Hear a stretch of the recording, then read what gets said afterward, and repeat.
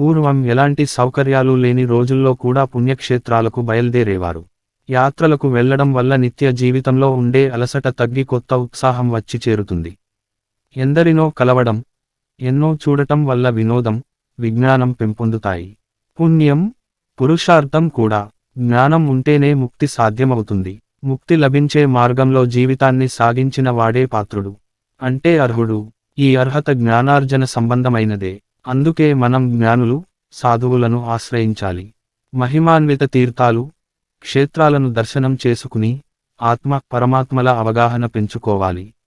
ధర్మార్థ కామమోక్షాల ఆధారంగా ఈ జ్ఞానార్జన జరగాలి. కానీ తక్కిన వాటిని విడిచి అర్థ కామాల వెంట మాత్రమే మనిషి పరుగులు తీస్తున్నాడు. ఇలాంటి నడత మనిషిని జ్ఞానానికి దూరం చేస్తుంది. అందుకు భిన్నంగా భగవత్ సంబంధ జ్ఞానం మనలో సద్బుద్ధిని పెంచి సన్మార్గంలో నడిపిస్తుంది. భవబంధాల నుంచి విముక్తి కలిగిస్తుంది, మోక్షాన్ని ప్రసాదిస్తుంది. దీనికోసం ఎన్నెన్నో మార్గాలను పెద్దలు సూచించారు. అలాంటి వాటిలో ఒకటి యాత్రలకు వెళ్లడం. యాత్రలు తీర్థపరంగా, క్షేత్రపరంగా ఉన్నాయి. అలాంటి వాటిలో ముందుగా తలచుకోవలసినవి సప్తమోక్ష నగరాలు. ఇవి విలసిల్లింది మోక్షం సిద్ధింపచేసేందుకే. యుగయుగాలుగా ఆ లక్ష్యంతోనే మనవాళ్లు భక్తి శ్రద్ధలతో యాత్రలు చేస్తున్నారు. భారతావనిలో ముక్తి ప్రసాదించేందుకు ఉన్న సప్త నగరాల్లో పరమాత్మ అనేకానేక అవతారాలుగా ఉద్భవించి దుష్టశిక్షణ, శిష్టరక్షణ చేసిన సందర్భాలు, సంఘటనలు అన్నీ మానవాళికి ముక్తి మార్గ ప్రబోధాలే. అయోధ్య, మధుర, గయ, కాశీ, కంచి, అవంతికాపురి, ద్వారక అనే 7 మోక్ష నగరాలుగా గరుడ పురాణం పేర్కొంది. మోక్షం కోరుకునేవారు ఈ నగరాలను సందర్శించాలని పురాణాలు, ఇతిహాసాలు సూచిస్తున్నాయి. ధర్మబద్ధంగా జీవిస్తూ, పుణ్యక్షేత్రాలను సందర్శిస్తూ, ముక్తి కోసం ప్రయత్నించడమే ధ్యేయంగా చేసుకోవాలన్నది దీని వెనుక ఉన్న పరమార్థం. మన పురాణాలు, ఇతిహాసాల్లో తీర్థయాత్రలు చేస్తూ జీవితాన్ని మోక్షప్రాప్తి దిశగా సాగించిన వారు చాలామందే కనిపిస్తారు. రామాయణ కథలో శ్రవణ కుమారుడు వృద్ధులైన తన తల్లిదండ్రులను కావడిలో మోసుకుంటూ దారిలో కనిపించిన తీర్థాలను, క్షేత్రాలను చూపిస్తూ ముందుకు నడిచాడు. అలాగే మనుచరిత్రలో సిద్ధుడు కేదారేశుడిని, హింగులాంబికా దేవిని దర్శించినట్లు వివరణ ఉంది. ఇలా తీర్థయాత్రలతో ముక్తిని పొందిన ఎందరి గురించో మన పురాణేతిహాసాలు పేర్కొంటున్నాయి. సామాజిక న్యాయం. తీర్థయాత్రల వెనుక ఓ సామాజిక న్యాయం ఉంది. యాత్రకు వెళ్ళినప్పుడు పాత్ర కొనాలి అనే నానుడిని బట్టి యాత్రల వల్ల ఆయా ప్రాంతాల్లో స్థానిక వ్యాపారాలు అభివృద్ధి చెందాలన్న లక్ష్యం కనిపిస్తుంది. అలాగే స్థల పురాణ కథలను అనుసరించి తీర్థక్షేత్రాల్లో దానధర్మాలు విరివిగా చేసేవారు. వాటిని అందుకునేందుకు నిస్సహాయులెందరో వేచి ఉండేవారు. అలాగే యాత్రికులిచ్చే ధనంతో చేతివృత్తులవారు లబ్ధి పొందేవారు. వచ్చిపోయేవారి వల్ల అనేకమందికి ఉపాధి లభించేది. ఆధ్యాత్మిక చింతన పెంచే మన పుణ్యక్షేత్రాలు, తీర్థాలు భారతీయ సంస్కృతికి ప్రతిరూపాలు. యాత్రల ద్వారా పుణ్యం సంపాదించుకోమని చెప్పే అంశానికి ప్రాధాన్యం ఉంది. దీన్ని అనుసరించే పుణ్యం పురుషార్థం రెండూ సమకూరుతాయనే మాట వచ్చింది. పుణ్యమంటే పరలోక సంబంధమైంది మాత్రమే కాదు, లోకజ్ఞానం కూడా పుణ్యఫలంతోనే వస్తుంది. ఒక పుణ్యక్షేత్రాన్ని దర్శించుకుంటే అక్కడి అధిదేవత ప్రసాదించే వరాలు పొందడమే కాకుండా ఆ ప్రాంత ఆర్థిక, సామాజిక పరిస్థితులు, చుట్టుపక్కల విశేషాలు యాత్రికులకు తెలుస్తాయి.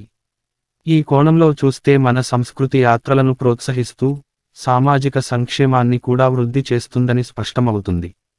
పయనం ఆనందదాయకం. మనలో జ్ఞానాన్ని, విజ్ఞతను, ఆరోగ్యాన్ని, ఆనందాన్ని అన్నిటినీ పెంచిపోషిస్తూ పాత్రులైన వ్యక్తులుగా తీర్చిదిద్దటమే యాత్రల లక్ష్యం.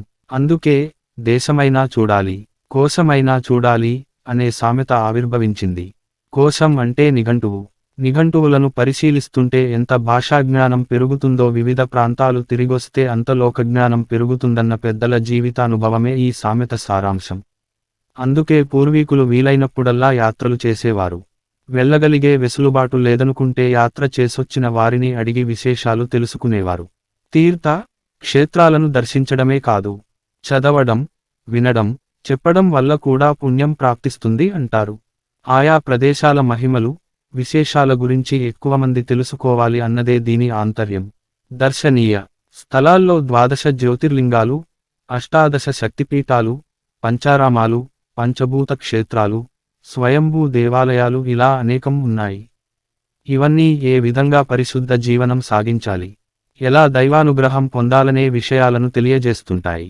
యాత్రలకు వెళ్లే అవకాశం లేనప్పుడు విని తెలుసుకుంటూ స్వయంగా చూసొచ్చిన అనుభూతి పొందుతుంటారు అనేదానికి మనుచరిత్రలో ప్రవరుడి కథే ఓ ఉదాహరణ.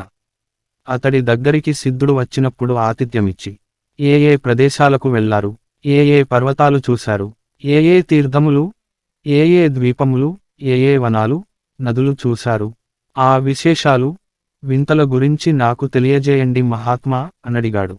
అప్పుడు సిద్ధుడు, ఈ దేశం, ఆ దేశం అని అనడమెందుకు, అవకాశం ఉన్న ప్రాంతాలన్నీ దర్శించుకున్నాను అంటాడు.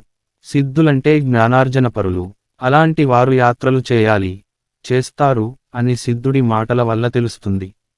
ఆ సిద్ధుడి దగ్గర పసరు తీసుకుని తాను ఎప్పటి నుంచో చూడాలనుకున్న హిమాలయ ప్రాంత సౌందర్యాలన్నిటినీ చూసి ఆనందిస్తాడు ప్రవరుడు. అప్పుడు పెద్దన వర్ణించిన ఆటజని కాంచె పద్యం ఒక చక్కని యాత్రాదర్శిని లాంటిది. హిమాలయ పర్వత విశేషాలను గంగానది సోయగాలతో కలిపి చూపిస్తుంది పద్యం. అలాగే రామాయణంలో వాలి తరుముతూ వెళ్ళినప్పుడు సుగ్రీవుడు పరుగెత్తుతూ భూమండలంలో ఎన్నెన్ని విశేష ప్రదేశాలున్నాయో చూస్తాడు. వాటిని గుర్తు పెట్టుకుని వానరులను సీతాన్వేషణకు పంపేటప్పుడు వివరించి చెబుతాడు. ఆ వర్ణనలు ఆయా రాజ్యాల కట్టడాలు, ప్రాంత విశేషాలు, ప్రకృతి దృశ్యాలు కళ్ళ ముందు మెదులుతున్నట్టే అనిపిస్తుంది. భారతంలో బలరాముడు కురుక్షేత్ర యుద్ధానికి ముందు తీర్థయాత్రలకు బయల్దేరతాడు. అప్పటి వర్ణనలన్నీ ఆయా యాత్రాస్థలాల సౌందర్యాలు, విశేషాలను వర్ణిస్తాయి. చార్ ధామ్, కాశీ, గయ తదితర యాత్రల సారం పుణ్యాన్ని, జ్ఞానాన్ని కూడా సంపాదించుకోమనే.